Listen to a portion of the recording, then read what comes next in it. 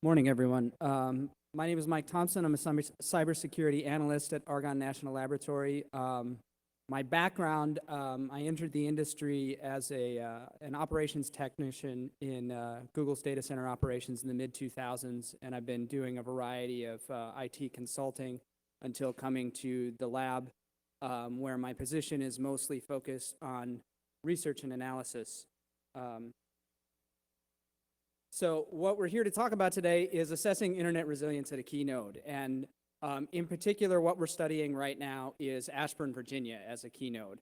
So this is going to be a fairly non-technical presentation. When talking about this stuff, working for the federal government now, I'm used to normally being sort of the most technical person in the room. And in this room, I might be the least technical person. So bear with me, but please, as you're listening, do think of questions or ways that you might be able to contribute, or even intuition level reactions to what we're talking about. I'm going to try and devote as much of my time as I can to opening it up to Q&A, and I would really love to hear what you all have to say about this. And anyways, so a little background on the lab. Argonne National Laboratory is a federally funded research and development center. It's primarily run by the Department of Energy, but we also do a variety of national security work for the Department of Homeland Security. It has an illustrious history, starting out with the Manhattan Project. It's right outside of Chicago. Within Argonne's footprint, I work for a center called the Risk and Infrastructure Science Center, which is primarily focused on infrastructure assurance, evaluating the resilience and security of critical infrastructure targets around the country. Traditionally, the organization's footprint has been on physical security, but we've recently expanded out into computer security and cybersecurity, and primarily starting out trying to apply some of our expertise in physical security to the cyber realms, but also extending that into cutting-edge research. We do a variety of research on moving target defense, automotive hacking. Like everyone, we're doing big data research, all kinds of different things. So my capacity here is to talk about a study that we're doing in concert with the Department of Homeland Security, which is the study is part of what's called the Regional Resiliency Assessment Program. So these assessments, which we call them RRAPs for short, are done on a variety of critical infrastructures. Typically, in the past, they've always been done on physical infrastructure, things like power plants, dams, water treatment facilities, pipelines. This is the first one that we've ever done on a piece of internet infrastructure. So we wanted to look at a key piece of internet infrastructure, and due to Ashburn's sort of unique history, it stuck out as the place that was most well suited to this sort of process. So in general, with these resiliency assessments, we look at downstream consequences to the lifeline sectors and the national economy. So in our case, if the Ashburn area data center cluster were to disappear from the face of the planet, what would happen to lifeline sectors such as energy, water, emergency services, transportation? Also, we would like to look at sort of a higher level, what would happen to the internet? We rely pretty heavily on TCP being a very resilient protocol. And, we all know that by and large, TCP has done a great job of routing around failures, even pretty major failures in the past. But the very rough numbers that we've been able to find about the amount of traffic going through the Ashburn region is somewhere upwards of 70% of the internet's traffic hits Ashburn at some point. So we'll go into this in a little bit more detail here in a minute. There's some contact information on the slides here for the lead at the Department of Homeland Security for this study. You're welcome to reach out to her if you have more interest, and my contact information is on here as well. The slides are downloadable on the NANOG page. So Ashburn, Virginia, as I'm guessing most of the people in this room know, historically was a very important internet connection point, but it's continued to be a real area of growth for data centers. And there's a lot of reasons behind this. The same reasons that it's typical to build data centers most places. that there's low-cost power and available water and land. But also Ashburn has some other unique features. They have a very active economic development staff in Loudoun County that's really tried to make favorable conditions for data centers and for that type of growth there. So it's still growing rapidly, even though Ashburn is probably one of the biggest areas of transit on the internet right now. It's slated to become the biggest area of data center concentration in the world in 2015. So it's still growing quite a bit. And of course, another reason that it's for its continued growth is its proximity to Washington, D.C. and the transatlantic fiber. So some of our objectives in doing this study, and again, we're reaching out to you guys and hopefully, getting some feedback on our scope. We'd like to underscore the importance of public-private partnerships, basically meaning, for data center providers, what kind of cooperation can they get from local governments, from the state, from the federal level to help them during an emergency? The things that maybe you don't plan for. And we're already looking at things like coordinating credentialing to get through roadblocks during, some kind of disaster. But also assess resilience and vulnerabilities of the lifeline infrastructure supporting data center operations. Primarily, right now, we're looking at power, water, and transportation. We also want to model the downstream effects on lifeline sectors for when an outage occurs. Primarily, do power and water providers depend on services in the Ashburn area? Do hospitals, do federal government agencies rely on data housed in Ashburn data centers that, maybe don't have a backup?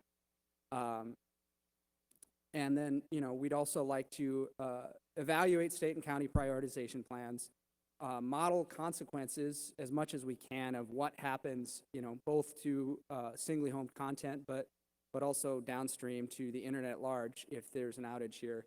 And then, we also want to look at long-term, how can we improve the resilience of the internet through a study like this?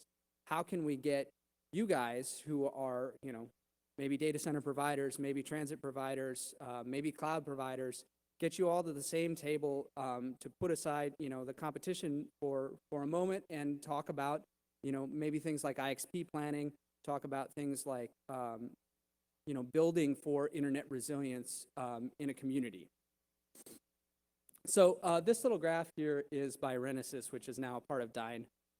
They did some interesting trace routes during the Hurricane Sandy outages, basically just tracking what happened when New York and New Jersey went offline. So you see when we switch from blue to green there is where most of the traffic that was going through New York and New Jersey gets rerouted to Ashburn.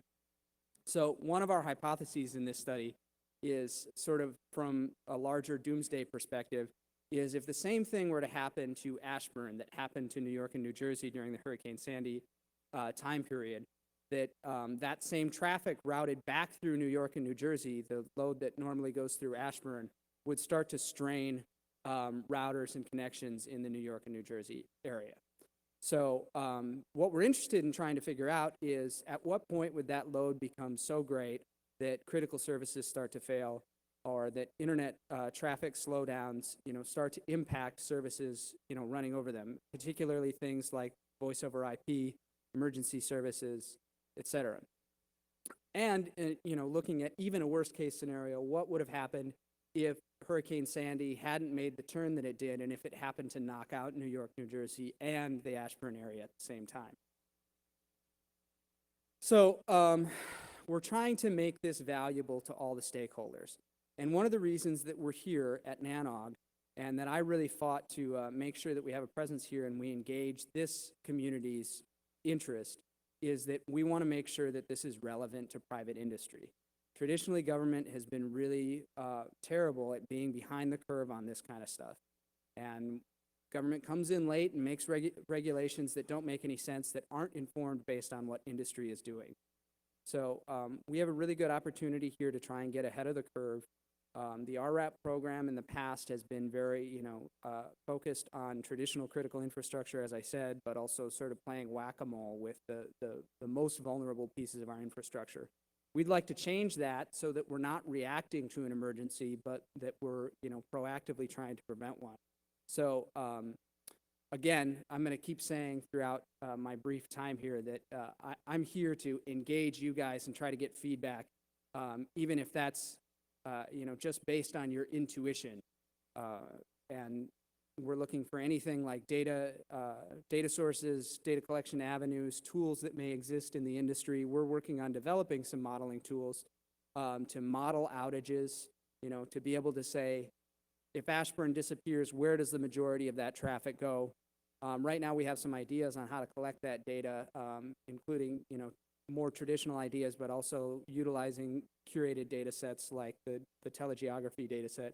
But we also don't want to try and replicate things that are already happening in the private industry, because at least my opinion is that you guys will do it better than we will. So anything that you're able to share with us, we're very interested to hear it. So, how do we model a regional outage? During a slowdown, at what point, in the congestion control process do things like VoIP become unusable and impact emergency services? What scale of outage or disaster would be serious enough to hamper or to defeat TCP's resilience? So as I said, we're looking at traditional data collection avenues, things like sustained trace routes. Previous studies, we're getting a lot of fiber maps from local providers, but we also have a lot of local data center providers involved in interview processes and facilitated discussions. Some of your companies are already representative. We have folks from Raging Wire and folks from, well, I don't even know the list of companies, but we're also looking at Iowa State has an internet modeling platform called Ice Age that we hope to utilize. And like I said, telegeography and other curated data sets. So I would like to open up the floor for any sort of questions, comments, thoughts, but also I want to emphasize that I'm going to be sitting up here in front for the rest of the day until I have to go catch my flight. If anyone wants to exchange contact information or chat more about this idea, I would love to get any kind of feedback. And primarily keeping in mind that studies like this tend to, if they go well, be applied, across the board. So maybe we do Ashburn this time and maybe we evaluate another region the next time. If we find out that there's a lot of good data to be gotten here, I think that this could be a real benefit to your community, but also to sort of, I hate to say it this way, but bringing the Department of Homeland Security and the federal government into the 21st century and really trying to get ahead of these resilience problems and not always be reacting to disasters, but again, preparing for them. So if anyone has any questions, comments, I would love to hear them. I thank you all for your time, and yeah. Thank you, Michael. If you are there any questions from the room?